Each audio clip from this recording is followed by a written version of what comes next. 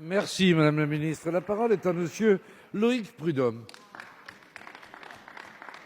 Merci Monsieur le Président. Madame la Ministre de la Santé, la téléphonie 5G est déployée dans plusieurs villes test. Alors que nous servons déjà de cobaye, votre gouvernement vient d'annoncer la mise aux enchères des fréquences pour les opérateurs. Comme 260 chercheurs et médecins avant moi, j'ai alerté il y a plusieurs mois le gouvernement sur les risques sanitaires et environnementaux de cette technologie. J'ai reçu une réponse de Madame Buzyn, improvisée ministre de la téléphonie.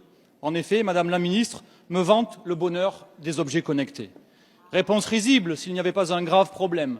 Tandis que les antennes se multiplient, l'Agence de sécurité sanitaire, l'ANSES, a rendu un rapport où elle se déclare incapable d'évaluer la dangerosité des ondes 5G.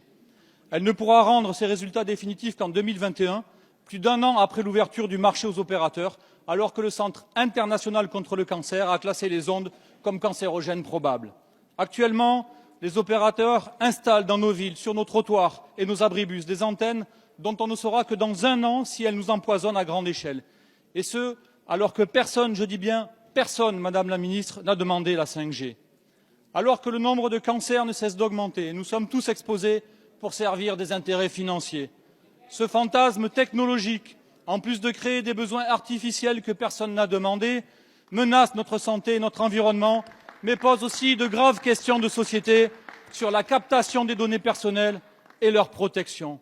Comme pour l'exposition aux pesticides, les problèmes de santé environnementale sont visiblement pour vous le prix à payer pour continuer à nous faire consommer n'importe quoi du moment que ça fait du fric. Madame la Ministre, au vu des dangers encourus, quand allez-vous suspendre l'attribution des fréquences 5G? Quand allez-vous enfin protéger la population plutôt que les bilans comptables des multinationales? Merci Monsieur le député. La parole est à Madame Agnès Pannier-Runacher, secrétaire d'État auprès du ministre de l'Économie et des Finances.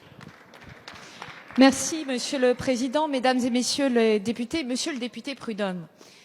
Je trouve très intéressante votre question parce qu'elle pointe exactement un sujet dont nous nous sommes emparés, pas l'année dernière, mais il y a bien longtemps, puisqu'il y a aujourd'hui une législation qui impose aux opérateurs et aux équipementiers un seuil d'ondes électromagnétiques pour les individus.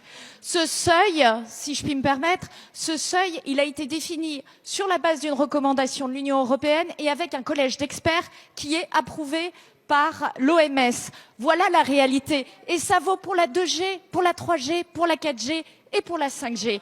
Deuxième élément, vous dites qu'on est en train de déployer la 5G partout. Mais monsieur, les enchères ne sont même pas démarrées. Les enchères ne sont même pas démarrées. La 5G, elle est aujourd'hui testée. La 5G est aujourd'hui testée sur des sites particuliers où il y a des mesures très régulières, justement pour vérifier que les seuils que je mentionnais, qui sont interdits, sont respectés. Troisième élément, qui a saisi l'ANSES? Mais c'est le gouvernement, monsieur le député. C'est le gouvernement qui l'a saisi, pas pour constater qu'on n'a effectivement pas une étude longitudinale sur l'impact de la 5G au bout de 20 ans d'utilisation, puisqu'on ne l'a jamais utilisée, mais pour précisément faire en sorte que l'ANSES réunit l'ensemble des éléments pour être capable d'être présente aux côtés et nous donner le meilleur niveau d'information. Enfin, dernier point, depuis décembre 2018, vous avez un comité qui partage toutes les informations conduites par l'Agence nationale des fréquences et qui permet toutes les mesures avec les associations de consommateurs, avec les élus locaux, avec les opérateurs. Alors, moi, ce que je vous propose, c'est de mieux vous renseigner. Et s'agissant de la 5G, je rappelle qu'il y a des emplois derrière. Merci, Madame la Ministre.